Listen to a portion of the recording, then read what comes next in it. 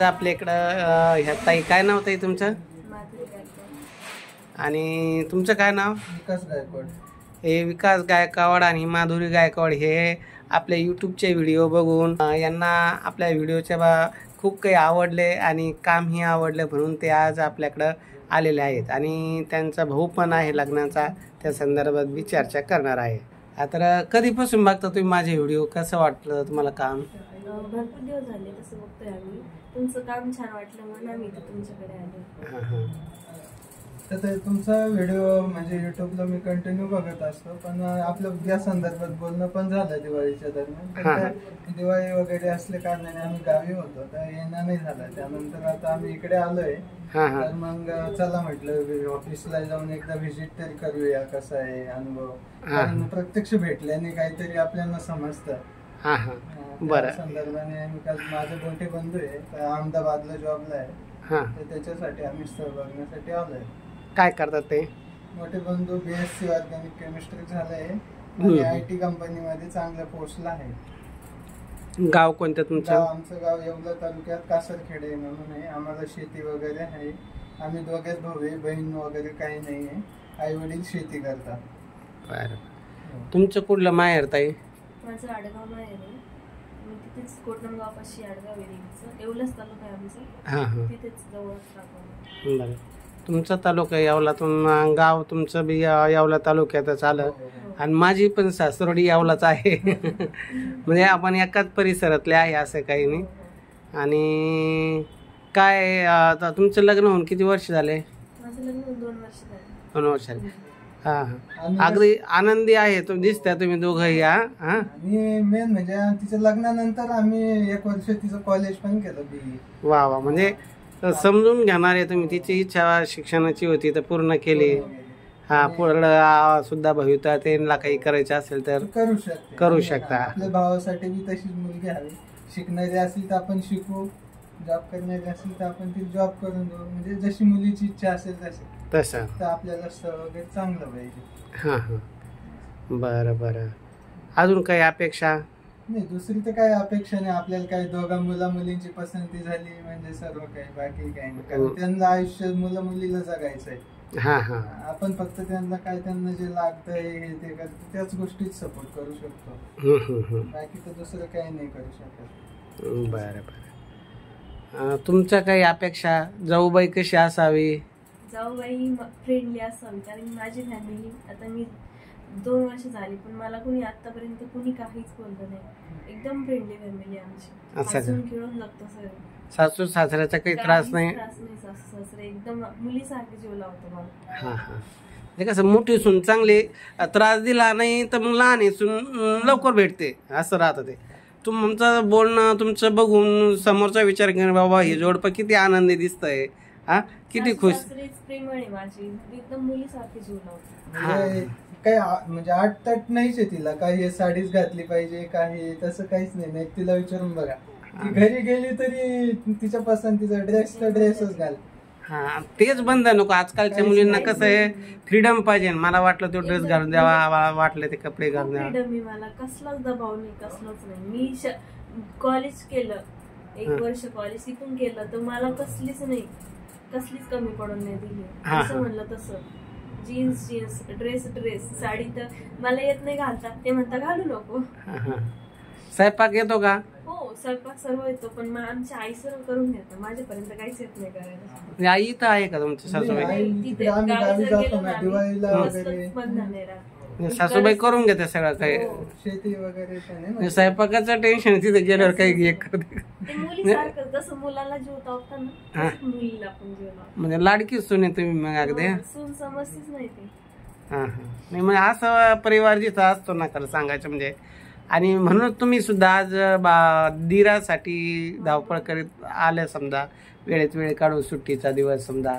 दीर नाहीच, माझे भाई आहे ते, पण मग माझे मोठ्या भावासारखे. ते मला कधीच म्हणजे असं भाऊ जे असं समजतेच नाही, पहिलं समज. चांगला परिवार आहे निश्चित. तुमच्या दोघांकडे बघून जी मुलगी असेल ज्यांना असं घरामध्ये फ्रीडम पाहिजे आणि मुलगा जॉबला पाहिजे ते निश्चित तुमच्याशी संपर्क करतील. तुमचा नंबर सांगायला लागला तर आपण तुमचाच नंबर देऊ. हा 82 37 45 39 61. हा. आणि तुम्ही कुठं नाव नोंदणी करून फसले होते ना कुठं? हो, मी नाशिकला वधूवर सूचक लग्न सोहळा संस्थेमध्ये 2000 रुपये देऊन केलं होतं 6 महिन्यासाठी.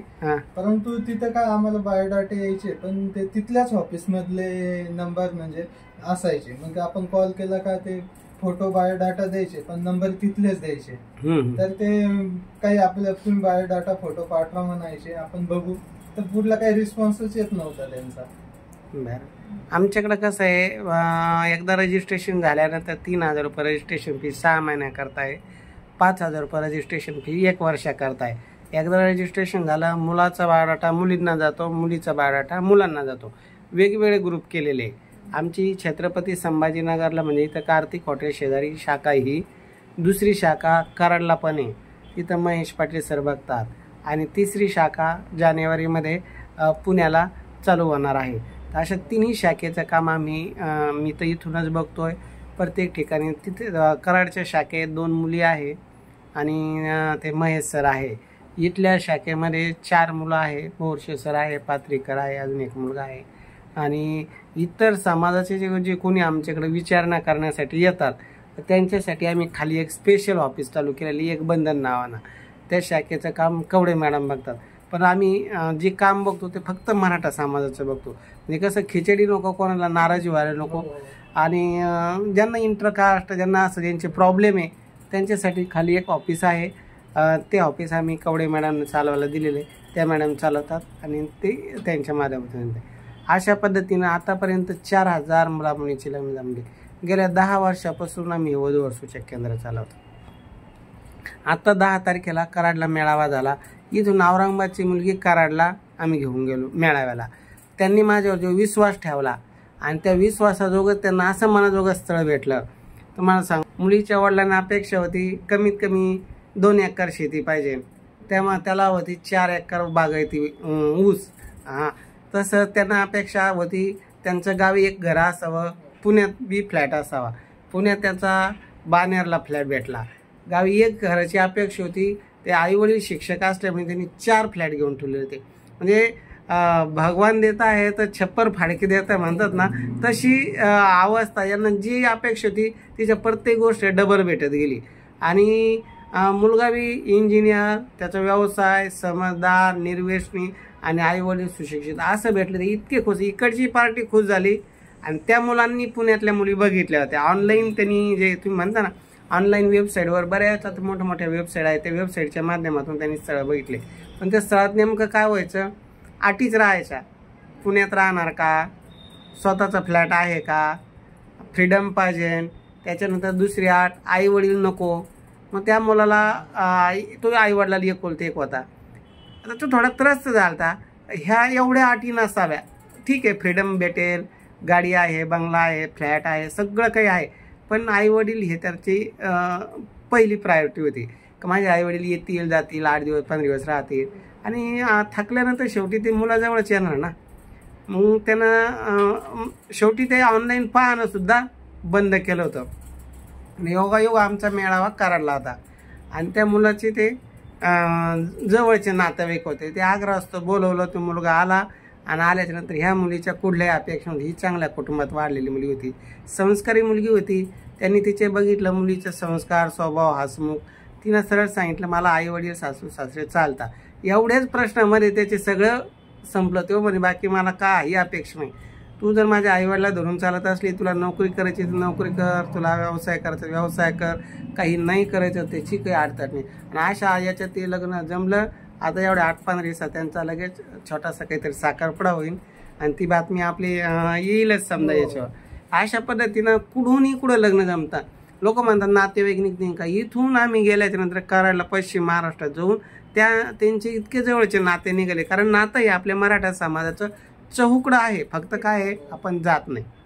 अशा पद्धतीनं आता तुम्ही येवल्याला राहता, तुम्ही इथं आले, पण तुमची सासरवाडी माझी सासरवाडी जवळजवळची निघाली. म्हणजे वाटत होतं तुम्हाला इथं आल्याच्या नंतर बरेचसे नातेवाईक, तुमचे नातेवाईक, आमचे नातेवाईक. आता तुमचे पांजरवाडीला देवरेत पाहुणे, माझे मामे सासरे पांजरवाडीला देवरेत, तुमच्या पांजरवाडीला आहेच नाते संबंध.